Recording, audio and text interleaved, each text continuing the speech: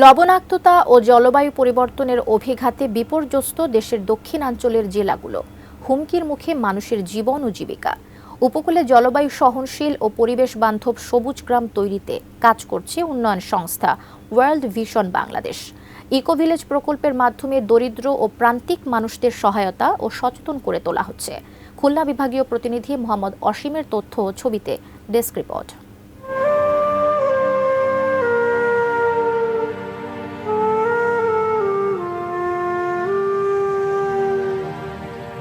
মাঠের পর মাঠ, অনাবাদি জমি, চারদিকে পানি, অথচ তা ব্যবহার উপযোগী নয়। লবণাক্ততার কারণে সুপেয় পানির তীব্র সংকট খুলনা, বাগেরহাট ও সাতক্ষীরা অঞ্চলে। দরিদ্র ও প্রান্তিক মানুষদের জীবন এখানে ভীষণ সংগ্রামের। জলবায়ু পরিবর্তনের অভিঘাত মোকাবেলা ও পরিবেশ বান্ধব সংরক্ষণের উদ্যোগ হিসেবে সমাজের অতি দরিদ্র ও ঝুঁকিপূর্ণ মানুষের সহায়তায় এগিয়ে এসেছে বেসরকারি উন্নয়ন সংস্থা ওয়ার্ল্ড ভিশন বাংলাদেশ। বাগেরহাটের রামপালে গড়ে তোলা হয়েছে পরিবেশ বান্ধব সবুজ গ্রাম। অল্প সময়ে রান্না হয়ে যায়, কাঠ কম লাগে।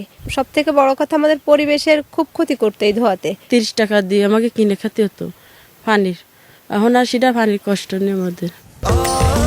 স্বাস্থ্যকর অল টাইম ফ্যামিলি কেক, সব সময় অল টাইম হেলদি লাইফ। জলবায়ু সহনশীল বাড়ি নির্মাণেও উদ্বুদ্ধ করছে সংস্থাটি। সামর্থ্য নেই এমন অনেক পরিবারকে তৈরি করে দেওয়া হয়েছে জলবায়ু সহনশীল ঘর। ফলে কোনো দুর্যোগে তাদের আর অন্য কোথাও ঠাঁই নিতে হয় না। বন্যা কিংবা ঘূর্ণিঝড়ে আশ্রয় নিচ্ছেন প্রতিবেশীরাও। দুর্যোগের সময় আপনার এই ঘরটা, আমি ছেলে মেয়ে নিয়ে আমার বাইরে যাওয়া লাগবে না। বাড়ি বাইরে থাকলে টেনশন থাকতো, এখন যে মনে করেন যে ঘরটা ফাঁকা হয়েছে। শিশুদের পরিবেশ সচেতন করে গড়ে তুলতে স্কুলগুলোতেও চলছে নানা কার্যক্রম। 48 দিনের কৃষক কর্মসূচিতে শিক্ষার্থীরা স্কুলের পরিত্যক্ত জায়গায় গড়ে তুলছে সবজি বাগান। এই জায়গাটা পড়েছিল, এই জায়গা আমরা পরিষ্কার করে এই জায়গা বাগান করছি। এগুলো শিখে আমরা বাড়িতে গিয়ে এসব করেছিলাম।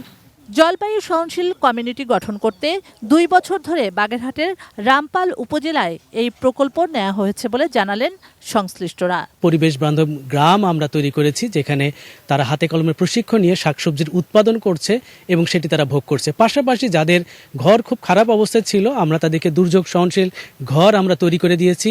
সেই সাথে সোলার প্যানেল আমরা দিয়েছি, যেন দুর্যোগের সময় তারা নিরাপদ আশ্রয়ে পরিবার নিয়ে সেখানে থাকতে পারে।